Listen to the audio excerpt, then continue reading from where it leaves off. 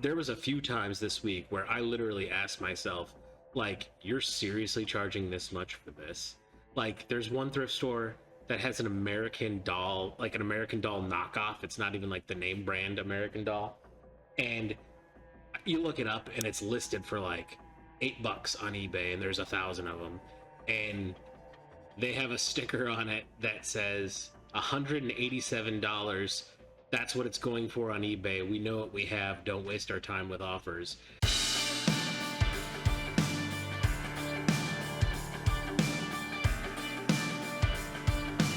Welcome back, everybody, for another week of eBay sales. This week, I have been doing a lot of internal work, getting everything straight and organized. I am starting college on Monday, so I wanted to make sure that I had all the systems in place, ready to go for the eBay business. So whenever I had to do something for the business, the processes are down. I've added a whole new shipping station dedicated to nothing but shipping here. I revamped the clothing photo rack. It's a lot higher off the ground. As a lot of you commented, it was really low to the ground. It was killing my back. Had to make the adjustment. I raised it up about 1.5 feet.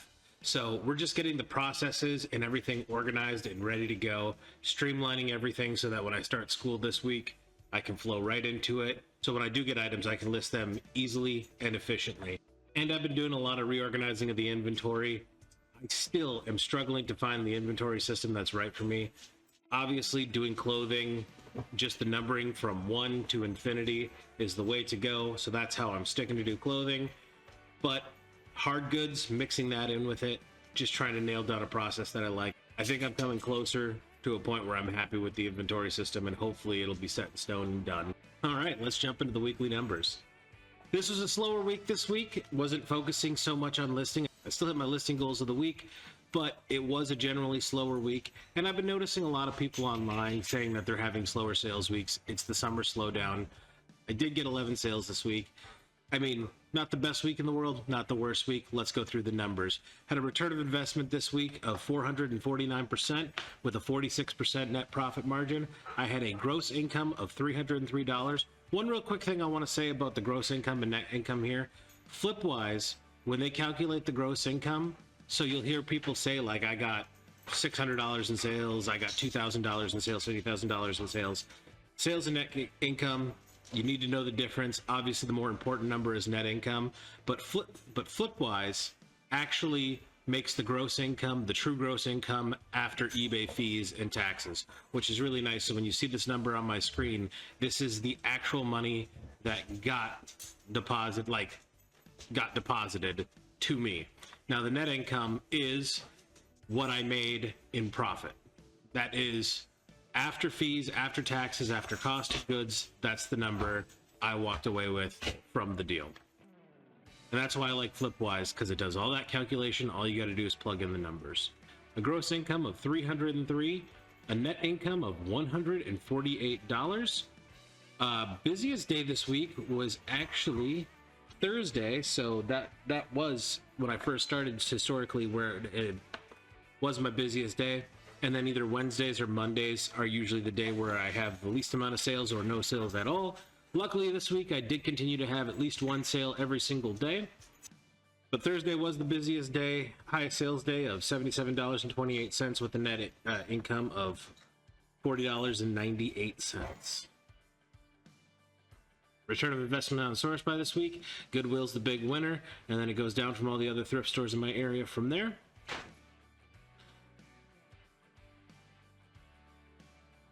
Listings by source this week.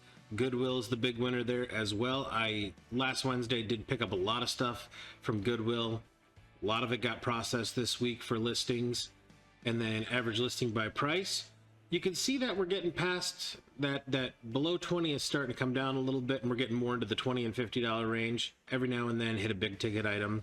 We had 62 new listings this week, which is above my goal of wanting to try to maintain at 8 listings a day, which is 56 for the week, but we hit 62. We're over that goal. Had a lot of days where I was in the 6 or 7 range, but made up for it on a few days where I listed a few more. With a total of 11 sales this week. Last Sunday has always been my busiest day.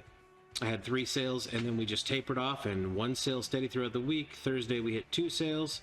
Friday hit 2 sales, and then yesterday we only had 1 sale. Average time to sell is 11 days, and the total spent on cost of goods this week was $201. And the number 10 sale of the week is this vintage General Electric faux wood grain clock. I picked this clock up at my local thrift store, Denham Hart, for $1.50. It was on the rack. When I saw it on the rack, I was like, ooh, I wonder what the sell-through rate on this is. Looked it up on the spot. It had over 100% sell-through rate, and they were going for about $25 to $30. Was really excited about it. Got it home, plugged it in, tested it. Everything on it works. Radio, alarm, everything. However, the digital display on the front, the minute display, the bottom LED bar does not light up. It's the only issue with it. Everything else works. So I picked this up for $1.50. Once I got it home and I realized that bar was out on the LED, I decided I was going to list it for $14.98, coming down from the regular price because it did have an issue with it. Made sure I listed the issue. Great pictures. I ran my Monday through Wednesday sale this week, and when I started the sale, this thing started getting a lot of views and watchers right as the sale started. During the sale, a customer did reach out to me through eBay Messenger, and they asked me, does the alarm work? Now, I had in the description that the alarm works, but this person obviously didn't want to take the time to read it, and I had no problem firing back, yes, the alarm does work. If you'd like, I can put a video on the posting. And the person never responded back to me, and I got to thinking about it like, you know, people just look at pictures, and if there's a video, they review the videos. I did do a video, and I set the alarm and had the alarm go off on video, and this was on Wednesday night. I posted that video right before I went to bed on Wednesday night, and when I woke up Thursday morning, this was sold already to somebody else, not the person who messaged me, which I thought was kind of funny. It did sell on eBay for $26.58, which is $14.98 for the alarm clock and $11.60 for the shipping. Fixed final value fee was 40 cents. The final value fee from eBay was $3.60. That person did find me on an ad, so I owed eBay 58 cents. The cost to ship was $14.32, a net return of $6.18, a return on investment of $412, a net profit margin of 23%. The number 9 sale of the week is this Kino VHS cassette tape rewinder. I picked this up at a Salvation Army for $3. It sold yesterday on eBay for $21.60, $10 for the actual rewinder, and $11.60 for the shipping. This is actually a friend of mine who bought this. I was just out doing work yesterday, and my phone binged, and it was an offer for $10. I had it listed for $12, and then when I opened it up, I saw it was my friend, and I accepted the deal to make the sale. It sold for $21.60, $10 for the winder, $11.60 for the shipping, fixed final value fee of 40 cents. A final value fee of $2.87. The cost to ship was $8.12. Net return was $8.71, good enough for a 581% ROI and a net profit margin of 40%. The number 8 sale of the week is this Jack Nicklaus Golf Polo. Picked this up for $4.02 at a Salvation Army. Sold on eBay for $21.70. That's $15 for the shirt and $6.70 for the shipping and handling. Fixed final value fee of 40 cents. The final value fee was $2.81. This did sell on an ad, so I owed 46 cents. Cost to ship was $5.07. Good enough for an $8.94 net return, with a return of investment of 222% and a net profit margin of 41%. Number 7 sale of the week is this Columbia fishing shirt. I picked this up for $3.09 from a Goodwill. It sold on eBay for $20.95, $15 for the shirt, $5.95 for the shipping, had a fixed final value fee of 40 cents, a final value fee of $2.83. The cost to ship was $4.43. Good enough for a net return of $10.20 and a return on investment of 330% and a net profit margin of 50%. Number 6 sale of the week is this new with tags 47 Detroit Lions men's t-shirt. I picked this up at a garage sale for $3. I sold it on eBay for $20.90, $15 for the shirt, $5.90 for the shipping. They had a fixed final value fee of 40 cents, a final value fee of $2.79. The cost to ship was $4.38, good enough for a net return of $10.33, which is a 344% return on investment and a net profit margin of 49%. Number 5 sale of the week is this Zavara rotating curling iron. I picked this up at a Goodwill for $4.02, sold on eBay for $27.45. That was $15 for the curling iron and $12.45 for the shipping. Had a fixed final value fee of 40 cents, a final value fee of $3.50. The cost to ship was $7.84. Good enough for an $11.69 return, which is a 291% return on investment and a net profit margin of 43%. Number 4 sale of the week is this Vineyard Vine snapback trucker hat. Picked this up at a St. Vinny's for $3.50. Sold on eBay for $24.13. That's $20 for the hat, $4.13 for the shipping and handling. Fixed final value fee of 40 cents. Final value fee of $2.98. Cost to ship was $4.43. The net return was $12.82, good enough for a 366% return on investment and a net profit margin of 53%. Number 3 sale of the week is this vintage blue spackled metal enamelware. This was a set of 4 dinner plates, 4 bowls, and 2 cups. I picked this up at a garage sale for $5. The 2 cups did have damage on the bottom where the enamel was scraped off on a little corner. Both cups had it, like they had been dragged across the table and it was down to the bare metal. Made sure I put that in the listing. And they sold on eBay for $33.55. That's $20 for the set and $13.55 for the shipping. Fixed final value fee was 40 cents. The final value fee was $4.43. This did sell on an ad, so I owed eBay 72 cents. The cost to ship was $9.24. This was good enough for a $13.76 net return, which is a 275% return on investment and a 41% profit margin. Number 2 sale of the week is this Detroit Lions Barry Sanders Vintage Championship jersey. Picked this up at a garage sale for $3. Sold on eBay for $40.75. That's $34 for the jersey and $6.75 shipping. Fixed final value fee was 40 cents. The final value fee was $5.38. This did sell on an ad, so I owed eBay 87 cents. The cost to ship was $5.15, good enough for a $25.95 net return, which was a 865% return on investment and a 64% profit margin. And the number 1 sale of the week is this Myanmar Seeker 1000 DTL camera. I picked this camera up at Goodwill for $3.09, and I remember when picking it up, it was in the case, and I never heard of the brand before. I did the sell-through rate right there in the store, and it had a decent sell-through rate. Like, it wasn't 100%, but it was over 50.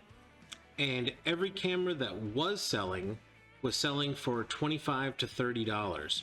But a lot of them didn't have the lens that mine had on it, didn't have the case. There were some that had lenses, but not the case. Mine had the case, the cover, and everything. I don't know much about cameras. This was like one of my first forays into like actually buying a decent camera. So I grabbed it, brought it home, and this was one of those few things that said that like just called to me like, you need to list this one right away. Don't schedule this for a later date. Go ahead and get this one up today. So I did. Got it on the photo station, took the photos, did the research on it, tested it the best I could without film. Like everything seemed to work. But ultimately couldn't test it because I didn't have film. So I posted it on eBay for $35 even. No clue how it was going to go. I thought mine was the nicest one of the active listings when I put it up. So, and all of them were, like I said, between the $25 and $30 mark. And I was like, with the lens, I'm going to shoot for 35. I'll probably take a best offer. Anything over 25, I'd probably take a best offer on. As you can see, the time to sell says 16 minutes. As soon as I posted this, the views and watches just started lighting up, and 16 minutes after it was posted, it sold for the full asking price. Total of $50.70, which was $35 for the camera, $15.70 for the shipping. eBay's fixed final value fee was 40 cents. Their final value fee was $4.84. The cost to ship this was $7.57. which was good enough for a $34.80 net return, which is a 1,126% return on investment and a 69% profit margin. Great quick sale. I know for the future that I will be looking out for this brand of camera. And that was our sales of the week. One thing I did want to talk about this week was me and my brother went thrifting in a bigger city further away this week. It was his first time ever coming with me. And we used this opportunity to thrift along the way to the big city as well. So once we got there, they had a really big Goodwill, a really big St. Vinny's, and then they had a few mom and pop shops. And then along the way, the countryside, there was a few mom and pop thrift stores. And going to the big city, you see the culture shock of their prices in their thrift stores compared to the small town where I'm from, like where a shirt costs you legitimately anywhere from $1 to $3 for a button-up dress shirt. And then when you go to the cities, it's like $6 to $7. And then they have this thing in Goodwills now called boutique racks, where like if it's a name brand, they mark it up. And I think it's hilarious. Like, I get the markup on like Ralph Lauren, North Face, Patagonia, like that. I get it. I don't like the fact that you're going to create a boutique section and like double the prices for those things in a thrift store, considering all of your merchandise is donated. I just wanted to take a moment to talk about ways you can combat that and bring the cost of goods down overall for your thrifting experience. Make sure you understand all the tagging systems for all the different thrift stores you go to. So St. Vinny's does a colored tag every time you go in. Goodwill does the barbs and colored tags, like on this day it's 50% off, on this day it's this. I've seen a lot of thrift stores moving to a model where today green tags are 50% off, red tags are 25% off, blue tags are 10% off, and then they rotate it that way, where the different colored tags to try to move merchandise, which I do like that way because it gives everybody a break on the majority of the stuff and it moves product. And you can find a lot of good gems that way. So understand the tagging system. So if you go to a store and it's a green tag day for 50% off, make sure that the stuff you're looking for is in the green tag section, because you taking something that's, you know, $3 and turning it into $150 is huge when you're trying to find inventory. And in the same token, with this new boutique section, like in Goodwills, and I'm sure other stores have them too, where they just specifically mark up the name brand stuff, the color tag is still in play there. Another thing is any discount they offer. So if they offer a senior citizens discount, if they offer a veterans discount, any discount you qualify that the store offers, make sure you're getting it. Make sure you're saying, hey, like for me specifically, almost all St. Vincent's do a 10% veterans discount, which I am very appreciative of. Like, it's so funny that thrifting is the first time in my life where I actively ask, do you do a veterans discount? Otherwise, I never ask. I never go, but for thrifting, I do. So understand the discounts and understand loyalty and rewards programs. A lot of people, I know I didn't know before I got into it that pretty much all thrift stores have a rewards or loyalty program inside of them. And make sure you're signing up and using them. So for us in the Upper Peninsula of Michigan, in northern Wisconsin, we have 9 Goodwills that are like umbrellaed under our regional corporate Goodwill. So they're all tied together. So their loyalty program is one loyalty program for all the stores. And their loyalty program is when you sign up for it, every $10 you spend, you get $1 in your account. So when you're buying a lot of inventory from Goodwill, that adds up really quick. Our Goodwills also have every purchase you have that's $50 or more, you get a $50 off. It's a $50 / 50% off. So if you go in and use it and your total's below $50, it's free. If it's over $50, then you get 50% off the whole order. So knowing that, one of the big strategies I use when going to a Goodwill up here is I have my it's called the 50/50 coupon, $50 off or 50%, whichever one benefits you more. I always, and cashiers love it now, the ones that are getting to know me and I know them on a first name basis, they always laugh when they scan everything up and my total comes to $100.58. They always smile because they know what I'm doing. I'm cashing in my $50 coupon. It's gonna bring my total down to $50 and change, and I get another 50% off coupon. So I'm maximizing the value that I get out of that coupon. And that coupon also allows me to really look at the boutique section, because if I didn't have that coupon, I would never look at a boutique section at Goodwill. I would literally pass it by and say, I'm not paying $8 to $12 for a Tommy Bahama button-up.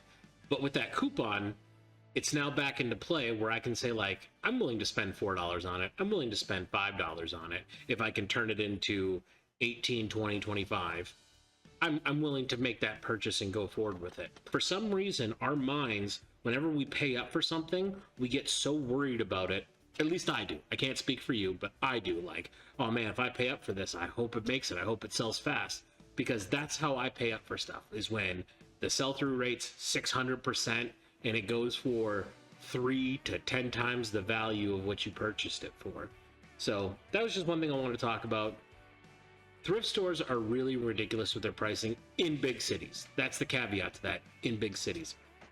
Most mom and pop spots are really great, but there was a few times this week where I literally asked myself, like, you're seriously charging this much for this? Like, there's one thrift store that has an American Doll, like an American Doll knockoff. It's not even like the name brand American Doll. And you look it up and it's listed for like $8 on eBay, and there's 1,000 of them. And they have a sticker on it that says $187. That's what it's going for on eBay. We know what we have. Don't waste our time with offers. And I'm thinking to myself, you are literally a mom and pop thrift store who everybody who works here is volunteers. And you're gonna do that kind of pricing? That just doesn't make sense to me. Like, it doesn't make sense to me, the whole high pricing in thrift stores anyway, because the majority of thrift stores are there to help the community get easy access inventory. And I know reselling is either loved or hated by the staff there, but the primary objective of most thrift stores is to make enough money to pay their employees. That's Goodwill's whole mission. Goodwill's whole mission is to make a profit for corporate and to make sure they make enough money to cover payroll. That is their Goodwill mission. It's not to provide goods to lower income houses in the community. They are in it for profit for executives, make sure they cover payroll for employees. And when all your merchandise is donated and your cost of goods are zero, don't charge eBay prices. Don't do it. And here's the biggest hack. Here's the biggest hack to save money and to bring your cost of goods down and to get good deals at thrift stores. One thing you can do that will help you more than any other royalty program, coupon, or anything else. Just be a good person to the cashier, to the people who work there. Say hello to them. Get to know their names. Tell them what you do and make a relationship. I can tell you for a fact, I have saved more money at thrift stores by just being genuinely interested in their lives and talking to them and showing them that A, I appreciate them being there, I care about them, and I stop and I have conversation with them. I know about their families and we talk and we share stories. And you know what happens? That converts over into discounts. And I'm not saying that's why I do it. I'm not being fake when I'm genuinely concerned and talking with them. It's just building that friendship. Prices come off at thrift stores. That's my biggest advice. If you want to save a lot of money at thrift stores, don't be a jerk. Because I've seen so many times, I know times there's resellers who are just like jerks. And then there are times where resellers are just quiet, don't say a word, walk in, walk out, talk to them. And I'll give you a prime example of where this paid off for me recently. Went into a small town mom and pop thrift store, volunteer staff, it's listed everywhere. Everybody who works here is volunteer. Please, don't get mad at them. They're not getting paid, stuff like that. It's all senior citizens, and they're all wonderful people. And I just stopped, talked to them, got some shirts, and as I'm walking up, the cashier has a walker, and she gets up, and her phone starts ringing, and she looks at me and goes, "Do you mind if I answer that?" I go, "Absolutely not. Go right ahead. I've got nothing. I'm in no rush." And she takes like a couple minutes, trying to figure out her phone. She misses the call. It's her daughter. She tries calling her daughter back. She couldn't figure the phone out. It was funny. It was actually entertaining to watch. We got done, and then we just struck up a conversation about what because I could hear everything she was saying on the phone call because she put it on speakerphone, and we talked, and we cracked jokes and I made her laugh and she made me laugh. And when it came time to ring out, this particular store was having a discount on tank tops, t-shirts, and button-ups. Polos weren't included. And the majority of the stuff I bought was polos. And we're going through, and she literally has the chart of everything that's discounted and the percentage off. And she's like, well, this is a tank top, so you get 25% off. This is a t-shirt, so you get 20% off. And she's going through everyone, and then she's getting to my pile of polos, and she goes, oh, polos aren't on here. She's like, but you've been so nice to me and you waited. I'm just going to sell you every single polo for 50 cents. And I was like, okay, because this is a place where you get $2 to $3 for polos. That's what they charge, $2 to $3, depending on if it's George or if it's Tommy Hilfiger. And she ended up selling me all my polos, which was the majority of my purchase, for 50 cents. So being nice pays off. That's my biggest recommendation for this week, is just be kind. Be kind to people, and that kindness will get returned to you. It's good as a human being. It's good for the soul. It's good for business. Big things are happening in my life coming up. Starting college, that shouldn't affect the Sunday show whatsoever. We should be able to continue on doing the sales of the week. I am curious to see how this affects the business, because obviously I want to focus on school as my primary objective right now. I don't want that to mean the business is going to take a hit. Right now, my current sourcing days are Monday, Wednesday, and Friday. I don't think I'm going to go sourcing tomorrow, but I did plan for this by doing a heavy sourcing week this week, to where I have a lot of good product. I don't know if you can see in frame, but I have a stack of shirts to go through and photograph and get everything ready to where everything can slow out, because every day I release 3 shirts. Right now, I'm currently into next week from my last sourcing haul, and then this week sourcing haul, I have a lot of good inventory. I got a lot of hard goods, I got a lot of hats, I got a death pile I got to burn through. So I'm going to be spending what free time I have getting listings scheduled, but my primary focus right now is going to be on school. Also coming up in July, I will be going to a Creed concert on the 17th with my brother and a very good friend of mine who's going to be coming in from Colorado. So I'm going to be putting my store in vacation mode for 3 days. So that's going to be an interesting part of the journey, seeing how vacation mode affects sales in the business. From everything I've seen, basically once you put it into vacation mode, it dies off for the time you're on, and then you have to climb back. So I'm looking forward to have that experience under my belt, and I'm looking forward to seeing how all that works, because I know there's different ways you can put it on vacation mode. And yeah, I'm excited to jump in and learn that. As always, thank you guys so much for watching.